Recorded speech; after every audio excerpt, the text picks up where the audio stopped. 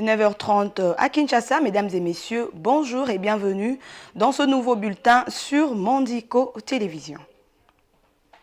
Un nouveau réseau des parlementaires vient de voir le jour. Il s'agit du réseau parlementaire d'accompagnement de la décentralisation et de la déconcentration. Son objectif est de s'assurer de la mise en œuvre effective et efficace du processus de décentralisation en République démocratique du Congo. C'est le président de ce réseau, le député national Joseph Bangakia, qui l'a annoncé au président de l'Assemblée nationale, le professeur Vital Kamerhe, au cours d'un entretien lundi 1er juillet à son cabinet de travail. Regardez. À la tête d'une forte délégation, l'honorable Joseph Bangakia est venu, comme l'exige le règlement intérieur de la Chambre basse du Parlement, informer le président de l'Assemblée nationale de l'existence de ces réseaux créés pour être un laboratoire d'idées et des propositions en matière de la décentralisation. Il motive cette initiative par les disparités qui bloque la mise en œuvre effective de cette démarche constitutionnelle qui vise notamment à rapprocher les gouvernants des gouvernés en vue du développement à la base. D'après l'élu des Rungu et ancien vice-gouverneur de la province orientale, il était plus qu'important de mettre en place ces réseaux au sein de l'institution habilitée à contrôler la gestion de l'exécutif. Nous avons un immense territoire national. Nous ne pourrons pas le développer si le développement ne part pas à partir de la base. Nous sommes conscients de notre rôle de parlementaire ayant cette expérience. Nous allons la mettre à la disposition de la République pour que la RDC se développe de la base, exerce pleinement sa souveraineté sur toute l'étendue de son territoire national et pour que les services publics sont efficaces. Le REPAD, c'est l'abréviation de notre réseau, fera ce travail de laboratoire, de proposition et d'action au service de la grandeur de la RDC. Le président de l'Assemblée nationale, le professeur Vital Kamerhe, a salué la création de ces réseaux. Il a rappelé que sa vision à la tête de la Chambre basse du Parlement est de proposer des solutions durables aux différents défis du développement de la République démocratique du Congo. Pour matérialiser les fondamentaux de ces réseaux, Vital Kamerhe a suggéré l'organisation dans le plus bref délai d'un grand forum sur la décentralisation pour mettre ensemble les députés nationaux, le sénateur et toutes les autorités impliquées dans cette problématique. Il sera question de réfléchir, sensibiliser et proposer des pistes de solutions pour la réussite de ces processus. Il y a noté que ces réseaux est composé notamment des élus, anciens ministres en charge de la décentralisation, anciens gouverneurs de province, anciens ministres provinciaux et autorités coutumières. Et la session parlementaire de mars 2024 s'est clôturée à l'Assemblée provinciale de Kinshasa le lundi 1er juillet 2024 sans procéder à l'approbation du programme du gouvernement provincial ni l'investiture des ministres provinciaux devant animer les politiques publiques de la ville. Le président de l'Assemblée provinciale de Kinshasa, Lévi Mbuta, a émis le vœu de voir les équivoques et autres contraintes qui ont prévalu à la non-investiture du dit gouvernement être vidé rapidement à l'issue des consultations initiées par le vice-premier ministre. Regardez.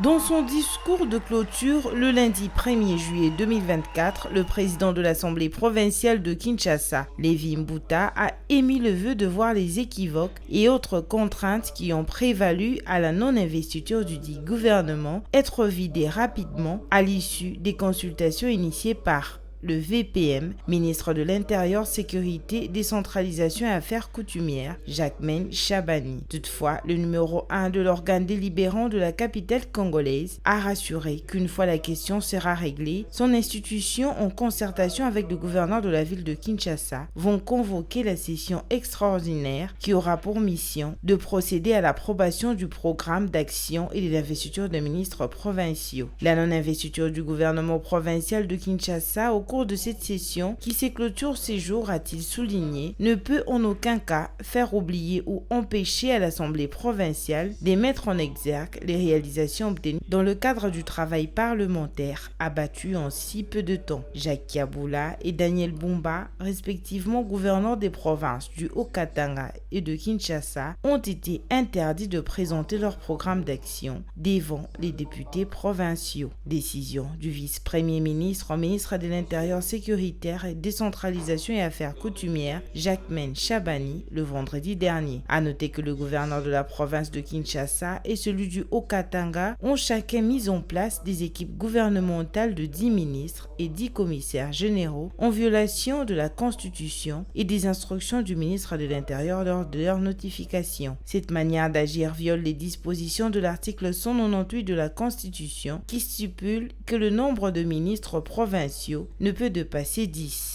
Les 2 gouverneurs concernés ont été reçus par le VPM, ministre de l'Intérieur, Sécurité, Décentralisation et Affaires coutumières, Jacquemaine Chabani, le lundi 1er juillet 2024. Si les 2 personnalités n'ont fait aucune déclaration à la presse à l'issue des échanges,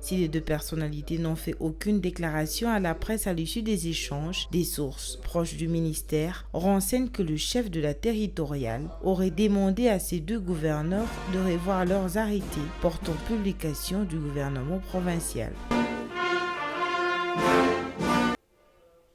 Et puis, alors que les forces armées de la République démocratique du Congo éprouvent d'énormes difficultés face aux rebelles du M23 sur le terrain des combats, la coordination provinciale, les coordinations territoriales et urbaines de la société civile du Nord Kivu sortent de leur silence. Elles fustigent la tactique de combat affichée sur terrain par les forces armées de la République démocratique du Congo en observant le cessez-le-feu unilatéral pour répliquer seulement en cas d'attaque du M23. La société civile propose des changements dans la conduite des opérations en remettant urgemment tout le commandement des opérations militaires à la 34e région militaire comme ce fut en 2013 quand les FRDC avaient défait militairement le M23 RDF. Suivez. De tous les échanges qui ont prévalu au cours de la rencontre, les participants ont noté avec consternation que depuis la chute macabre de la commune rurale de Kanyabayonga entre les mains des combattants du M23 RDF AFC en date du vendredi 28 juin 2024, les militaires de FRDC ne cessent de laisser les entités à l'ennemi sans aucune bataille. On note ces déplacements massifs de la population et les appels de menaces de mort ne cessent d'être proférés aux acteurs de la société civile et certains grands notables. Des témoignages dignes de foi font état de l'installation d'une artillerie lourde par l'armée rwandaise sur les collines Mufumba à Rwanguba, Sarai à Riabizige, Mouti à Rwashungwe, sur Promba, les frontières entre la RDC et le Rwanda. Une fois une entité passe aux mains des terroristes M23 RDF AFC, les initiatives pour la récupérer peinent à suivre, et cela depuis la prise de Runyoni et de Tchanzu en 2022. Au regard de la dégradation de la situation sécuritaire, nous recommandons au chef de l'État et commandant suprême de FRDC de remettre urgemment tous les commandements des opérations militaires à la 34e région militaire, comme ce fit en 2013 quand les FRDC avaient défait militairement les M23 RDF.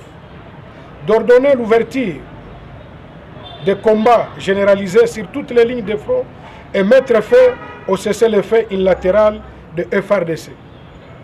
De déployer le militaire bien formé et bien équipé pour sécuriser les frontières de la RDC avec le Rwanda. D'ordonner les interpellations immédiates des officiers ayant abandonné les entités sans combattre. Recommandons aux volontaires pour la défense de la patrie du Nord Kivu de se mobiliser urgemment pour soutenir les FRDC à combattre au front afin de limiter les avancées du M23 RDF AFC, de s'abstenir d'écouter les messages invitant à ériger des barricades sur les routes, de couper les ponts ou de s'attaquer aux humanitaires, aux personnes et à leurs biens sur base des rumeurs. Nous recommandons à la population civile de ne pas céder aux manipulations et à la haine distillée par l'ennemi pour gagner du terrain. Et pour terminer, la délivrance du certificat de nationalité est désormais soumise à l'avis favorable de l'Agence nationale de renseignement, ANER, et de la Direction générale de migration, DGM. Le ministre d'État en charge de la justice, Constant Moutamba, justifie sa décision par le souci de lutter contre les infiltrations massives dues à la délivrance du dit certificat de nationalité à des personnes autres que des Congolais. Toujours droit dans ses bottes, le ministre de la Justice et garde des Sceaux, Constant Moutamba, a une fois de plus tiré à boulet rouge sur les forces dégradantes de la justice en République démocratique du Congo. La délivrance du certificat des nationalités congolaises est désormais soumise à l'avis favorable de l'Agence nationale de renseignement ANR et de la Direction générale de migration DGM. C'est ce qu'a annoncé le ministre d'État, ministre de Justice et garde des Sceaux, Constant Moutamba, à travers un document publié ce mardi 2 juillet 2024. Le ministre Moutamba estime à travers ces documents que cette procédure va lutter contre les infiltrations massives consistant à délivrer la pièce à des personnes n'ayant pas la nationalité congolaise. Il est porté à la connaissance du public qu'au terme de la note circulaire du 27 juin 2024 du ministre d'État, ministre de la Justice et garde des Sceaux, une nouvelle procédure de délivrance du certificat de nationalité congolaise est mise en place. Elle est destinée notamment à lutter contre les infiltrations massives dues à la délivrance du dit certificat à des personnes n'ayant pas la nationalité congolaise, lit-on dans ces documents du ministère de la Justice. Le ministre Constant Moutamba renseigne également que les services de l'ANR et de la DGM sont invités à vérifier rigoureusement sur toute l'étendue de la République que les demandeurs du certificat de nationalité ont effectivement la nationalité congolaise. Voilà, c'est la fin de ce bulletin d'information. Mesdames et messieurs, merci de l'avoir suivi et bonne suite de programme sur Mondico Télévision. Une pensée, un écrit.